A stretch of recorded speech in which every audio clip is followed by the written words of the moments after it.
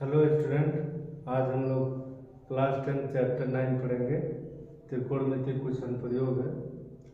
त्रिकोणमिति के अनुप्रयोग अनुप्रयोग मतलब इसका अनुप्रयोग प्रयोग कहाँ कहाँ होता है दैनिक जीवन में, वही पढ़ना है।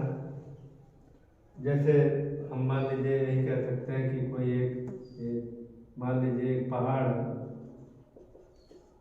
कोई पहाड़ है तो कितना ऊंचा है, इसकी ऊंचाई निकालना है हमको। अब मान लीजिए कोई ऊंचाई निकालना है तो हम इसको नाप तो सकते नहीं है कि कितना ऊंचाई है। पहाड़ को मापना कैसे माप सकते हैं, तो इसलिए हम इसको क्या कर सकते हैं। मान लीजिए कोई व्यक्ति यहाँ पे है तो इसको ना लेंगे क्योंकि ये भी धरती पे ही है, ये भी धरती पे से ही गया है। तो अब मान लीजिए कोई भी जैसे पहाड़ हो, मीनार हो, मकान हो, सब ये धरती पे ही होता है। यहाँ से ही गया है तो इसका जो नीचे आधार पे जो रहेगा वही हमारा वो पाद बिंदु होता है। बाकी इसकी जो हाईएस्ट ऊंचाई रहेगी वो शिखर कहलाता है, शिखर बिंदु कहलाता है। तो इसको निकालने के लिए अगर हम यहाँ पे कोई व्यक्ति है, अब यहाँ पे उसको देख रहा है उसकी हाईएस्ट ऊंचाई को, इसको मिला दिए। अब पहाड़ की ऊंचाई निकालना है तो निकाल सकता है, बस एक कोण यहाँ पता होना चाहिए। मान लीजिए ऐसे को हम निकालते हैं कि मान लेते हैं पहाड़ की ऊंचाई h है और एक कोण 30 डिग्री है। बस यहाँ के बीच की दूरी पता होना चाहिए कि कितना दूरी है।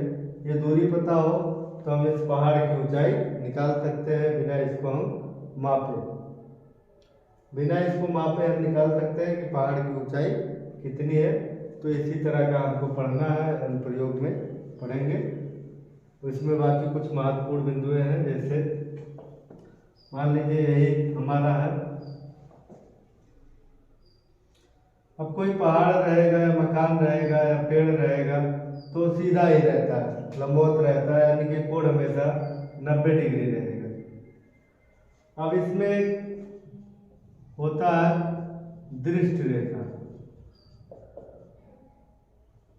क्षैतिज रेखा होता है, ऊर्ध्वाधर रेखा होता है,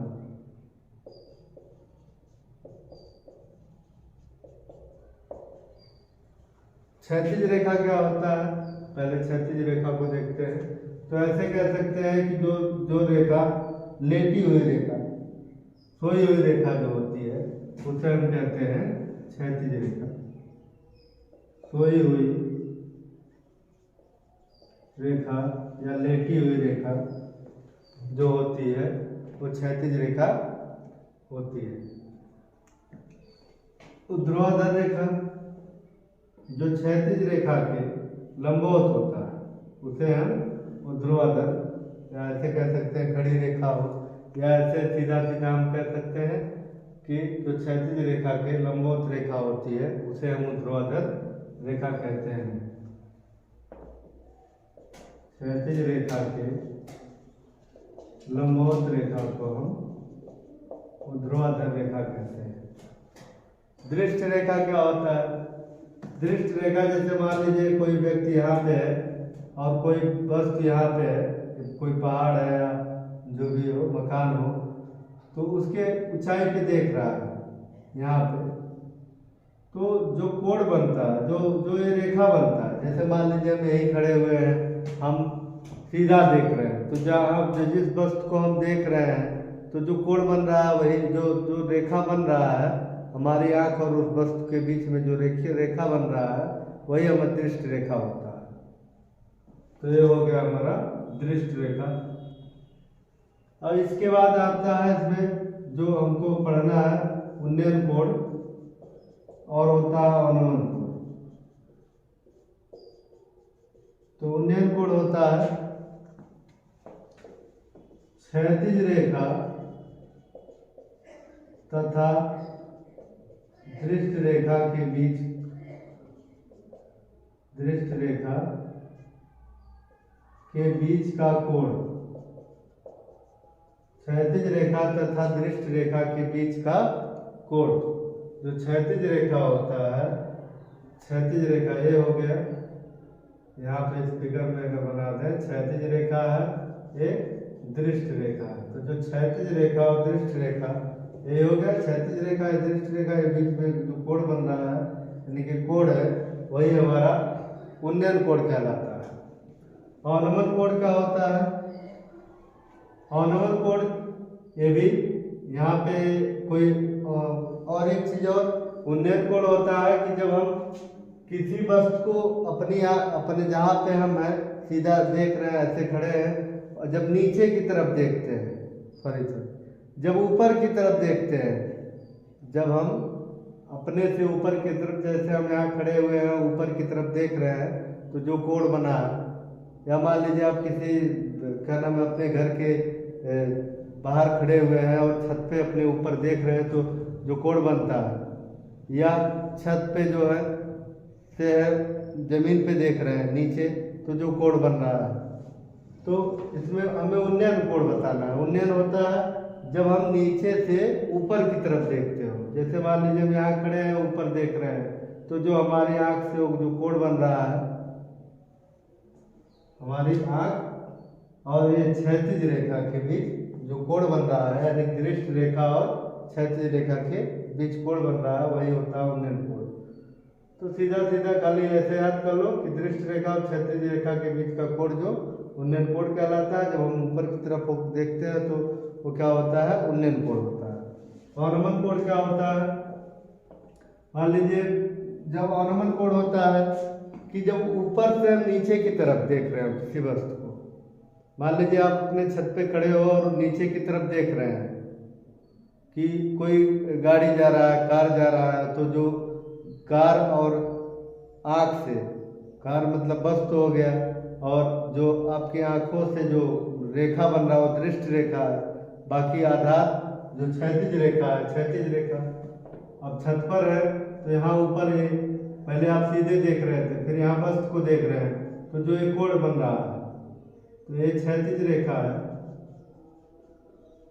तो ये रेखा क्षैतिज रेखा होती है, यानी कि क्षैतिज रेखा है और ये दृष्ट रेखा है। कार यहाँ पे है, यहाँ से देख रहे हैं, पहले सीधे देख रहे थे आप, हम इस वस्तु को देख रहे हैं, तो वस्तु को देख रहे हैं यानी कि दृष्ट रेखा है। तो ये कोण बन रहा है, जो ये कोण बन रहा है इतना, यही कोण हमारा अवनमन कोण कहलाता है। तो जब हम ऊपर की तरफ देखते हैं तो अवनमन कोण होता है, उन्नयन कोण होता है, और जब ऊपर से नीचे की तरफ देखते हैं तो उन्नयन कोण बनता है। जैसे यहाँ नीचे से अगर यहाँ से देख रहे हैं तो ये कोण जो बन रहा है उन्नयन कोण है, और यहाँ ऊपर से जब नीचे की तरफ देख रहे हैं वस्तु को, तो ये अवनमन कोण बन रहा है। बाकी आगे देखते हैं एक्सरसाइज।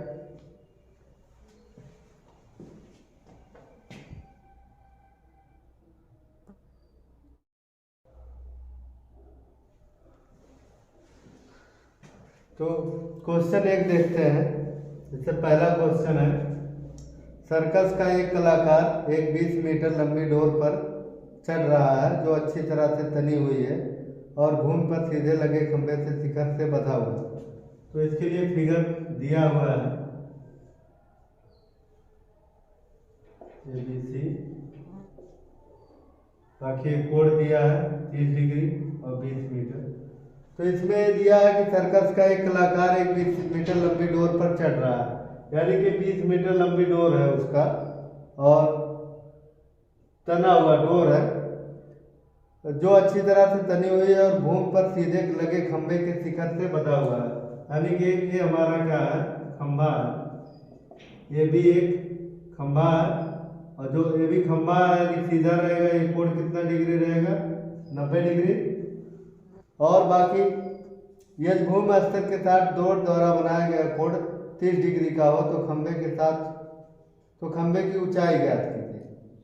यानी कि कोण जो है 30 डिग्री का है, ये यानी कि देखो नीचे से ऊपर की तरफ जब देखेंगे, यानी कि कोण जो बन रहा है उन्नयन कोण, और बाकी ये डोर की लंबाई दिया हुआ है, और यानी कि खंभा है तो खंभा की ऊंचाई ज्ञात करना। माना हम पहले खंभे की ऊंचाई नहीं दिया, मान लेंगे ऊंचाई को इंग्लिश में हाइट होता है, तो इसलिए ऊंचाई को हम एच मान लेंगे, एच मीटर। तो इसको हम एच मीटर लिख दिए। और अभी बताए थे शुरुआत में ये बताए थे कि जब अगर यहाँ जैसा रहेगा, जो निकालना रहेगा, जो दिया रहेगा, जैसे आप एक त्रिभुज में देखते हैं तो एक भुजा क्या है, लंब है, एक भुजा कड़ है। तो लंब बटे कड़ जिसका फॉर्मूला होता है, लंब और कड़ जिस फॉर्मूले में आता है वही हम लगा देंगे। तो इसमें पहले तो ये लिख लेते हैं, जैसे कोण ABC, त्रिभुज ABC में कोण B 90 डिग्री दिया है, समकोण है, और बाकी कोण ACB बराबर 30 डिग्री, यही उन्नयन कोण है। और डोर की लंबाई AC बराबर दिया है 20 मीटर। तो हम त्रिभुज ABC में लगा देते हैं साइन थीटा, लगा देंगे साइन थीटा। तो साइन थीटा बराबर होता है लंब बटे कड़, लंब हमारा है AB और कड़ है AC। तो लंब साइन थीटा, थीटा का मान दिया है यहाँ 30 डिग्री, बाकी AB है H और AC 20 मीटर, यहाँ 20 रख देंगे। और साइन 30 का मान होता है 1/2 H बटे 20, यानी H बटे 20 बराबर, इसको ऐसे लिख सकते हैं, H बटे 20 बराबर 1/2। तो H बराबर हो जाएगा 20/2, तो H बराबर हो जाएगा 10 मीटर। यानी कि जो एक खंभे की ऊंचाई होगी वो 10 मीटर होगी।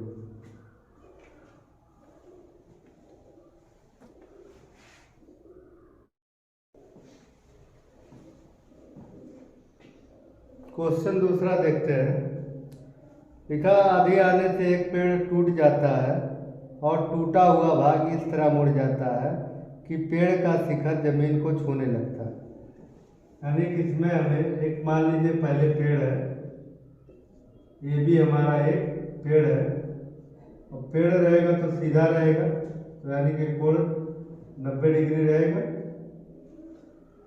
और इसमें दिया है कि पेड़ जो है टूट जाता है, आंधी आने से पेड़ टूट जाता है और टूटा हुआ भाग इस तरह मुड़ जाता है कि पेड़ का शिखर जमीन को छूता है। तो अब मान लीजिए पेड़ यहाँ किसी बिंदु से यहाँ से टूट जाता है, तो C से माना ये भी एक पेड़ है तथा C से पेड़ टूट जाता है, बिंदु C से पेड़ टूट जाता है। और इसमें बोला है टूटा हुआ भाग, पेड़ के टूटा हुआ भाग जमीन को छूता है।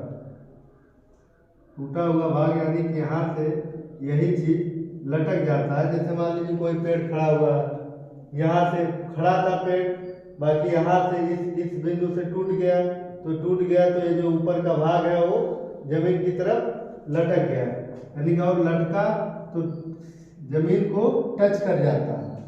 तो ये जमीन को टच कर रहा है और ये पेड़ भी जमीन से ही है, नीचे से आधार से, तो इन दोनों को हम क्या करेंगे, मिला देंगे। तो आगे दिया है और इसके साथ 30 डिग्री का कोण बनाता है, यानी कि जो टूटा हुआ भाग है ये कोण जो बनाता है 30 डिग्री का बनाता है। यहाँ 90 लिखने की जरूरत नहीं है, समकोण का चिन्ह लगा तो समकोण का बना देंगे, बस सही है, 90 लिखने की जरूरत ही नहीं है।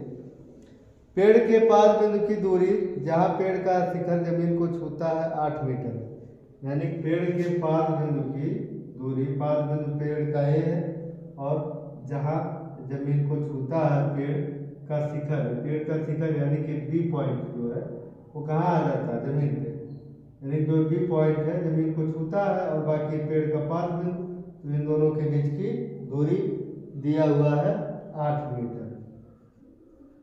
मान लेते हैं यहाँ बिंदु डी है, तो हमको निकालना है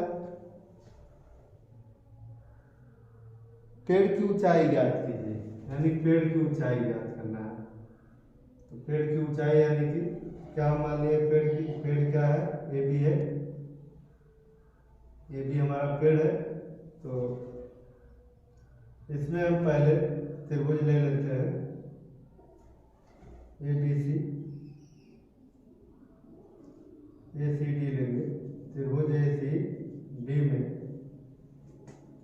त्रिभुज ए सी डी में इसमें देख रहे हैं आधार दिया हुआ है, आधार दिया हुआ है तो पहले हम इसको इतना, क्योंकि पेड़ की ऊंचाई हमको निकालना है तो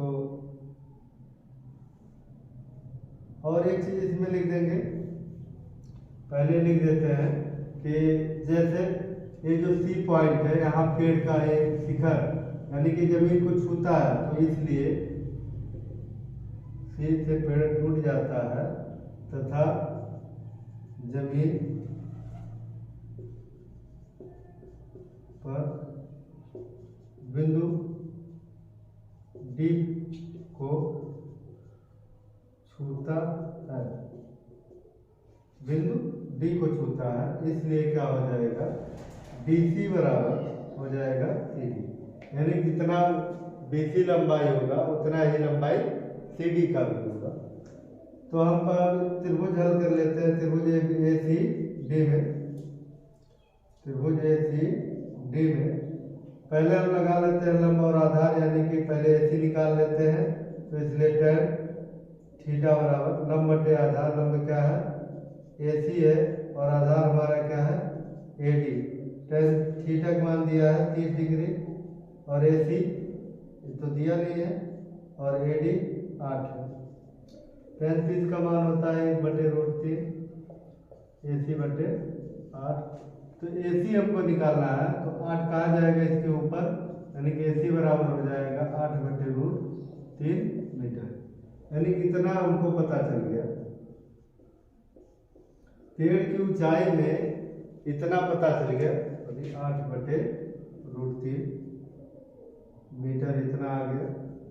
अब पेड़ की ऊंचाई निकालने के लिए इतना तो आ गया, इतना और निकालना है, इतना हम ऐसे निकाल नहीं सकते क्योंकि इस त्रिभुज में तो आ नहीं रहा है, तो त्रिभुज में ये अगर हम CD निकाल लेते हैं तो यहाँ है कि BC बराबर CD है, तो हम BC अगर CD निकाल लेते हैं तो BC आ जाएगा, यानी कि अब हम अगर त्रिभुज ACD में फिर से निकाल लेते हैं, त्रिभुज ACD में अब की बार अगर हम लगा दें कि यहाँ आधार है और यहाँ कर्ण है तो कॉस लगा दें, या यहाँ से लंब हमारा आ ही गया है तो साइन भी लगा सकते हैं, लेकिन हम कॉस लगाते हैं, कॉस थीटा बराबर या डायरेक्ट लिख सकते हैं कॉस 30 डिग्री बराबर लंब बटे आधार बटे कर्ण, तो आधार है 8 और कर्ण है CD, कॉस 30 का मान होता है 1/√3/2 और 8/CD, तो CD निकालना है तो CD यहाँ तिरछा गुणा कर लेते हैं तो CD यहाँ आ गया और ये √3 जाएगा नीचे, 2 जाएगा ऊपर, 2 का गुणा 8 में 16 और √3 नीचे, इतना मीटर। तो पेड़ की ऊंचाई अब हमको निकालना है, पेड़ की ऊंचाई AB बराबर, तो पेड़ की ऊंचाई क्या है AB क्या है, दो पार्ट में है AC प्लस BC, तो BC तो दिया नहीं है लेकिन BC कैसे आ गया, BC बराबर हो गया CD और BC बराबर है तो BC बराबर हो गया 16/√3 मीटर, ये आ गया BC। तो पेड़ की ऊंचाई AC प्लस BC, यानी कि AC कितना आया था 8/√3, BC है 16/√3, और एक भिन्न में पढ़े ही होंगे कि जब हर बराबर होता है तो अंत में जैसे रहता है वैसे उतार लेते हैं, 8 × 16, यानी कि इसको हम लिख सकते हैं 8 और 16 हो जाएगा 24/√3, 24 को लिख सकते हैं ऐसे 8 × 3, 8 × 24, 3 को लिख देंगे √3 × √3, 3 को लिख देंगे √3 × √3, √3 × √3 3 होता है, तो इसलिए √3 से √3 कट गया, आंसर आ गया 8/√3 मीटर, यानी कि जो ये पेड़ है उसकी ऊंचाई हो जाएगी 8/√3 मीटर।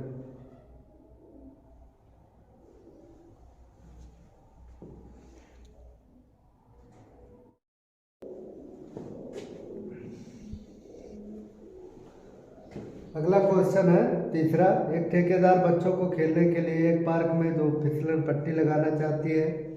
फिसलन पट्टी आप लोग पार्क में गए होंगे, देखे होंगे। फिसलन पट्टी जो बच्चे सरकते हैं तो वही लगाना चाहती हैं। 5 वर्ष से कम उम्र के बच्चों के लिए वह एक ऐसी फिसलन पट्टी लगाना चाहती है जिसका शिखर 1.5 मीटर की ऊंचाई पर हो। यानी कि ऐसा फिसलन पट्टी लगाना चाहती हैं कि जिसकी ऊंचाई, यानी फिसलन पट्टी है उसकी ऊंचाई 1.5 मीटर।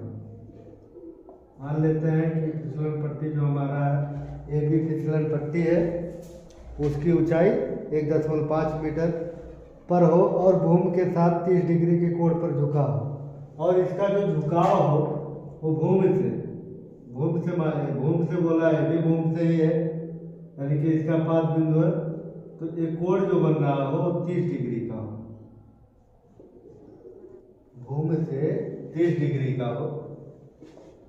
और एक फिसलन पट्टी है सीधा ही रहेगा तो समकोण रहेगा, तो कोण जो रहेगा 30 डिग्री का। ये है 5 वर्ष से कम के बच्चों के लिए।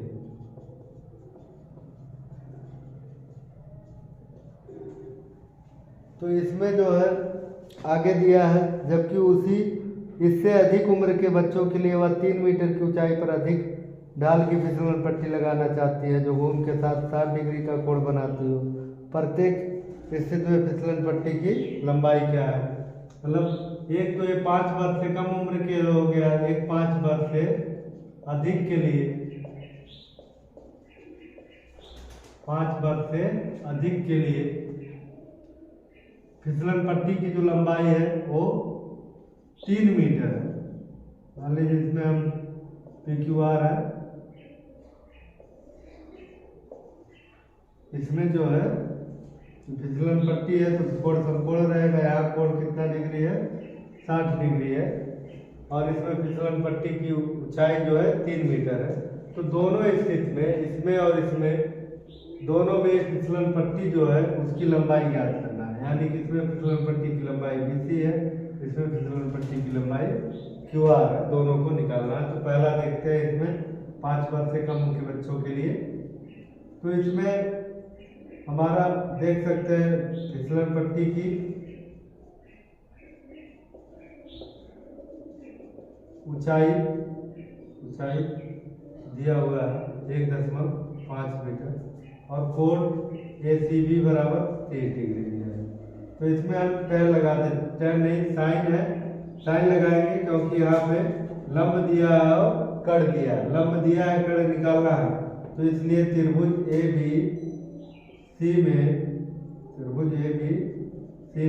साइन थीटा बराबर, साइन थीटा यानी थीटा का कितना है 30 डिग्री, लंब बटे कड़, लंब कितना है 1.5, कड़ है BC, तो साइन 30 का मान 1/2, 1.5 बटे BC।